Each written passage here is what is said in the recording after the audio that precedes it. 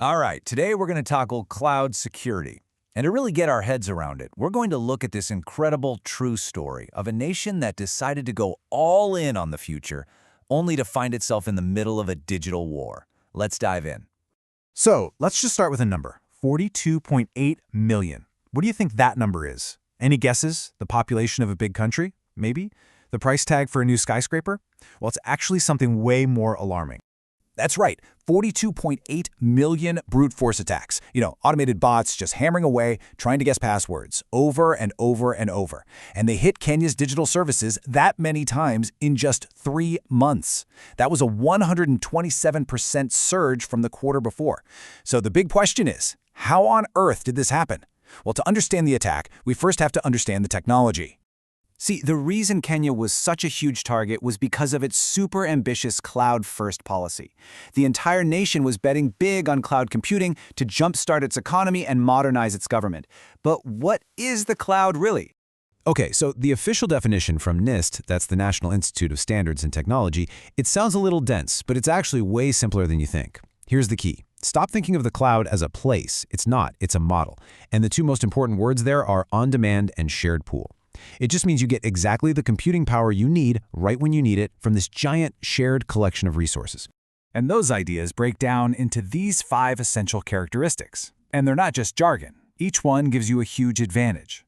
On-demand self-service means you can move fast. Resource pooling and measured service mean you only pay for what you use, which saves a ton of money. And rapid elasticity?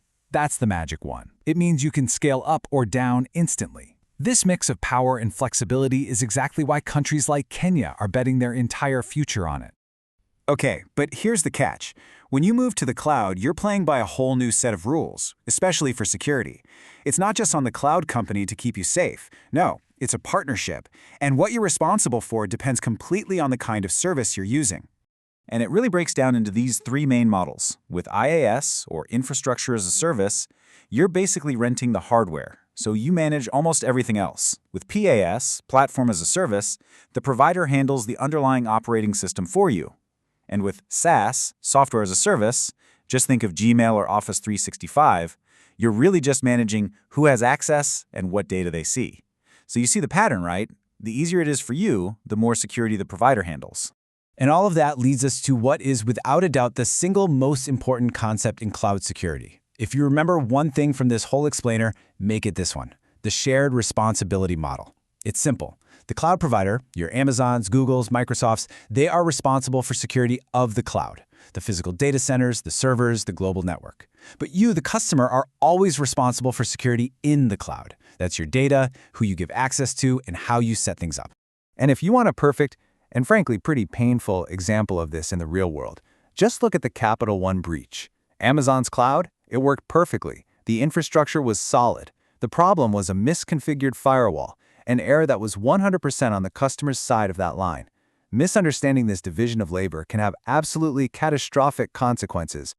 Okay, so now that we have the fundamentals down, what the cloud is, the different service models, and that crucial shared responsibility model, let's go back to Kenya, because now we can see exactly how those 42.8 million attacks actually hit their target. Yeah, that 127% surge we talked about, it hits a lot harder when you see it laid out like this, doesn't it? As Kenya rushed to adopt the cloud, it basically painted a giant target on its own back. The attackers saw a huge, new digital frontier, and they just started rattling all the fences to see which ones were unlocked. So how'd they get in? Well, the Communications Authority of Kenya was crystal clear about it. The attackers got in using weak or stolen passwords, badly configured remote access points, and a massive lack of multi-factor authentication, or MFA.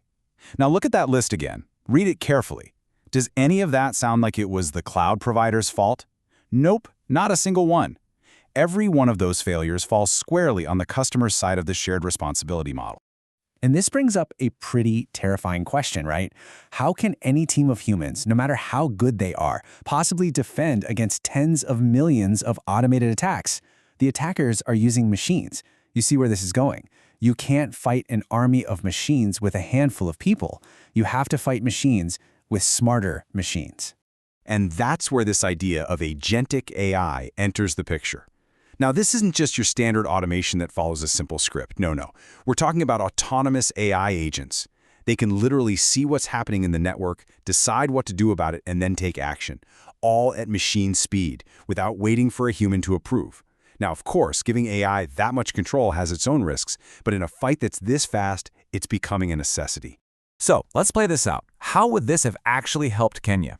An AI agent would be watching all the login attempts live. The second it saw a weird pattern, like tons of failed logins from one place, it wouldn't write a report. It would just act. Bam! It instantly blocks that attacking IP address. It isolates any accounts that might be at risk, and then it sends an alert to the human team telling them what it did.